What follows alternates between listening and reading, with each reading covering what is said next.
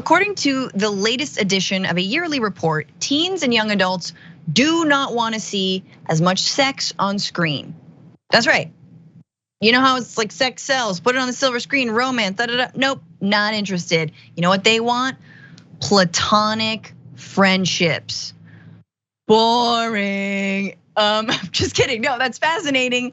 That's interesting. I need more platonic friendships in my life. So that's a super interesting discovery on its own, but there's a reason why a lot of young people feel that way. And that might be a little bit sadder, a little bit more concerning. But first, here's some of the numbers from the report, which is from something called Teens and Screens. Take a look.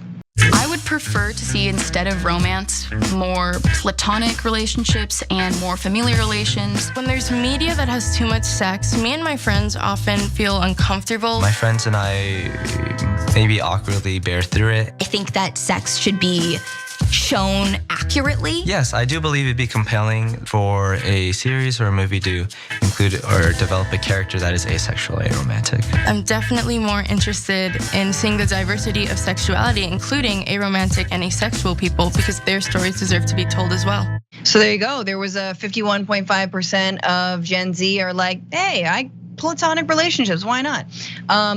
And it might have to do with generally how Gen Z is dating. And we've done stories on dating apps before. It turns out Gen Z doesn't like them. A quarter of Americans, however, more broadly, including 35 Americans of Gen Z, say that they're just not looking for a relationship. That's from the Singles in America survey, in case anyone was following that. Little slice of info comes out. 56% of American Gen Z says, I'm noticing more and more people in my circle are deliberately choosing to be single, signifying their belief that being single isn't something to fix, it's its own happy ending. In fact, some are even repulsed by the thought of online dating. 44% of Gen Z say, I would rather clean the toilet than go on another date. The reality is they should probably clean the toilet because they're gross and they're young and they haven't learned the value of a clean apartment, damn it, no. But this is interesting, I mean, we've always been taught to you always want like a romantic ending. You want a love interest, you want something. Like even me, when I'm like sitting down to write something or watch something, it's like, well, what's the hook? What's the romantic angle? Like even remember, Seinfeld actually is a super interesting example because in the beginning, apparently they couldn't, like Jerry and Larry David couldn't get it through without like an Elaine, Jerry love, plot line, right? They needed that love arc between Elaine and Jerry, and then they just kind of ditched it halfway through and were like, whatever, it's so much more fun when everyone's just friends and this is just a good sitcom, except it's not Friends. You know what I'm talking about. What do you think about this? What do you attribute that to? Completely sexless people don't want to see sex on screen. I'm not surprised by this. These people aren't getting laid. They're not pursuing it because they're deathly afraid of connecting with other people. They don't know how to. When you express yourself via emoji and TikTok video all day, and then you're expected to go out and connect on a human level in real life with people, I can see why they're scared of it. And they don't want to see it on the screen. It's like, I'm not participating in this. I'm not pursuing this. This is never gonna happen for me. I don't want to see it on my screen. And again, I'm not surprised that these completely and utterly, sex depraved folks are like, oh, asexuality is great. Not pursuing human connections is great. In full disclosure for the audience out there, I was that kid that stayed up on Fridays and Saturdays till 1:30 in the morning to watch, just to see a tit on Cinemax, okay? I was that kid at 13. It was a freaking holiday when real sex came on our screens, man. We thought we were in heaven when we could see, just an armpit from the scrambled porn on the television. This is how I grew up. You understand? And so I'm biased in that way. For sure. So you're saying they've got it good because they have sex everywhere. But I think that might have something to do with this. The fact that especially images of sex, specifically pornography, are readily available everywhere, that maybe Gen Z is oversaturated with those things, and there's a huge focus on those things for them. And I will just push back because they're not saying they don't want intimacy. They're saying they want intimacy between friends. They want more. You remember like the bro comedies of the 90s, which I have a big problem with because I'm like, what about ladies? Like, first of all, everyone needs to see Bottoms. It was good. No, you sound like an old man, was. They want intimacy between friends. Let me ask you something, because we don't even need to get as deep as the first time we made love. We don't even need to do all of that crazy. The first time you made out with somebody who you really liked, you remember that feeling? I don't know which stuffed animal it was, but okay, you remember that feeling. It's irreplaceable. You cannot recreate it on a computer. Like the idea that these aren't just like sex is overrated and why are you showing me sexy stuff? It's like, cause you're not getting any. That's why you feel that way. Cause you're sexless, you're a virgin. Cause you're afraid of people.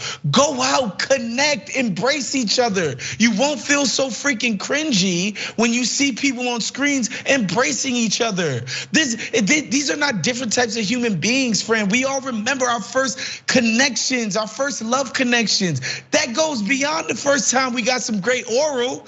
My goodness, if we take it to that, come on, we can keep going with this. Like the idea that you would be against that experience and that feeling, that's a defect, that's a problem. That means we need to reverse course. This idea that we're going away from human connection and to this idea of like, asexuality is the way to go because this is an underserved community in the movies and TV. We need to see more asexuals on movies and TV. What are we doing, Gen Z? I mean, first of all, I'm a married woman, so all you gotta do is talk to married people if you want to talk about being asexual. Here we go. No. She ain't gonna pretend that she not doing no hanky panky. That baby ain't appear out of nowhere, friend. We know how that baby got here. I have to say, I gotta push back. I disagree with you. I'm just like, look, I don't know a lot of asexual people, but I know they do exist. And I do think that if you are shy or asexual or just don't prioritize sex as much in your life or romantic relationships, you don't feel represented and you feel like the whole world is pushing you. Look, I use virgin as a punchline all the time. People get mad at me.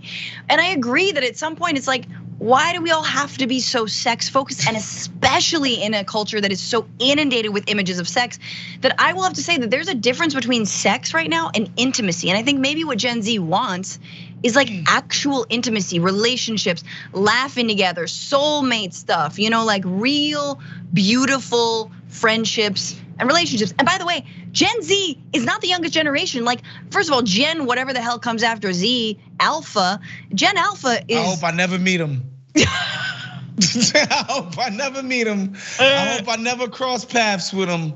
Gen Alpha, they even less sexual, I know. They have crossed paths with you and they've just looked you up and down and been like, ew, like. We are old to them. And what I'm saying is that Gen Alpha is the one that is like, they're going through puberty, they're starting to experience sexual. It's Gen Z that is older. They're like in their, early 20s. And they're the ones who are saying this. And it's just about representation on screen and whatnot. Francesca, come on, like these kids, this is the problem. Like and I'm about to give you the sex version. The old man is about to speak. That's right, I'm about to give you the sex version. I used to have to walk 2.5 miles to school. Meaning, I used to have to call a girl on her house phone. Her mean ass dad pick up the phone. And I say, excuse me, Mr. Johnson, can I please speak to Susan? Who this? It's Wosny. Where you know her from? She's my classmate. We're working on a project together. I had to do all of that just to talk to a chick after school, okay? This is what we had to do for intimacy, Francesca. These kids, get out of here. You got your own cell phone. Yeah, unmonitored, unfiltered. You talking to people all day, every day, and you still can't get laid. It's incredible. Oh and my it's God. Because they don't respect the grind, Francesca. They don't respect the grind. Let's go back to the study because there's some interesting. What do you think about this? Okay, so in terms of like the television and film representations, which is what they're talking about here. Okay, they're not talking about real life. They're just talking about what they see. Teens and Screens Gen Z author Hiral Kotecha and Stephanie Rivas Lara pointed to a survey response from a 12-year-old who said, "quote The Sandlot is a baseball movie I like. I wish I could go outside and play like they did at that time. Today, it's not safe." So again, Sandlot, movie from the 90s, super wholesome, not a lot of sex. And it's like, it seems like this 12-year-old is like, what? I want that because I actually don't feel safe going out and playing with my friends. And like, the biggest villain in the Sandlot is a dog who like steals their baseball. Like nowadays, kids are dodging straight bullets like at school. Like things are arguably a lot more serious and sad. And then they continue and say adolescents are looking to media as a third place where they can connect and have a sense of belonging. And with frightening headlines about climate change, pandemics, and global destabilization, it makes sense they're gravitating towards what's familiar in those spaces. So they just, Francesca, they just don't want to have to be in a romantic relationship because the world is ending. That kid that loves the Sandlot, I tell him go watch Taxi Driver. We played outside in that New York City. Are you kidding me? You scared to play outside? Are you kidding me? Do you remember the 90s? Go look up the crime rate, the crime stats. Everything was more violent, scarier. We was outside playing football, playing tag, hide and seek, manhunt. We was outside, we wasn't scared. It's a lot safer now. These kids, you gotta get off your damn screens. Parents, goddamn, put the kid in a soccer camp or something with the damn, hey, hand him the iPhone out to dinner, hand him to this, hand him to that. Get your ass outside, start playing with some kids, Francesca. Oh my God. In the 90s, we wasn't scared of shit. We was just going out and playing. We was going crazy in the 90s, Francesca. Come on now. This has been another Old Man Waz Reports. Tune in next time. When we'll get mad at Crocs. Old Man Waz has thoughts about Crocs. You might be comfortable. That's not how we did things back in the day. We used to be a country, Francesca. We used to be a country that didn't wear Crocs. I love it, Waz. I love it. And don't get mad at me, people. Thanks for watching the video, guys. We also love it if you hit the join button below because that makes you a member, and members allow us to be independent, honest. We can be as progressive as we want, no corporate media influence, and that's all because of you guys. We love doing the show with our members. Hit the join button, become one of the Young Turks.